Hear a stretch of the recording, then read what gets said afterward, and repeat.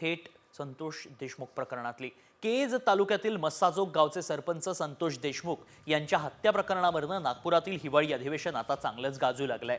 हिवाळी अधिवेशनात सत्ताधाऱ्यांसह विरोधकांनी या प्रकरणावरून सखोल चौकशीची मागणी केली आहे। बीडमधल्या आरोपींना कठोर शासन व्हावं अशी मागणी भाजप आमदार नमिता मुंदडा यांनी केली आहे। सुरेश धस यांनी एसआयटीची मागणी केली, तर वाल्मिक कराड कोणासाठी काम करतो ते सांगावं असा आरोप करत बीड प्रकरणात संबंधित मंत्र्यांचा राजीनामा घेत नाही तोपर्यंत कारवाई होणार नाही अशी मागणी जितेंद्र आव्हाडांनी केली आहे।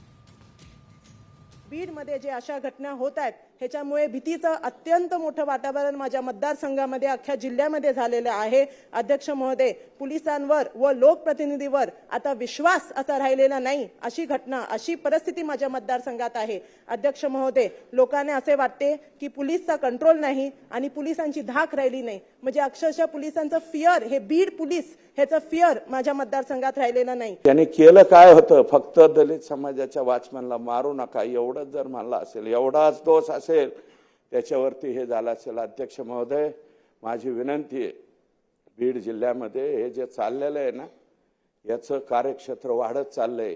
एसआयटीची घोषणा व्हावी आणि हे परत बीड जिल्ह्यामध्ये कोणाच्याही गरीबाच्या लेकराला इतक्या निष्ठुरपणे, इतक्या बेकार पद्धतीने कोणी मारण्याची हिम्मत सुद्धा नाही झाली पाहिजे।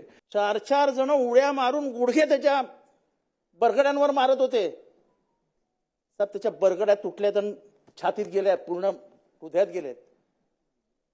एवढी क्रूरता महाराष्ट्रात, संवेदनशील महाराष्ट्र, आणि इतका राजकीय वरद असतं। आज चर्चा लागली, 4 जण अटकेत, एवढे दिवस सापडलेच नाही कोणाला। पोलीस 2 दिवस त्या गावामध्ये चक्कर मारत होते त्या सगळ्यांना घेऊन, आणि ह्याच्यामध्ये 100% पोलिसांचा सहभाग आहे। संतोष देशमुखला मार्क आउट केला गेला।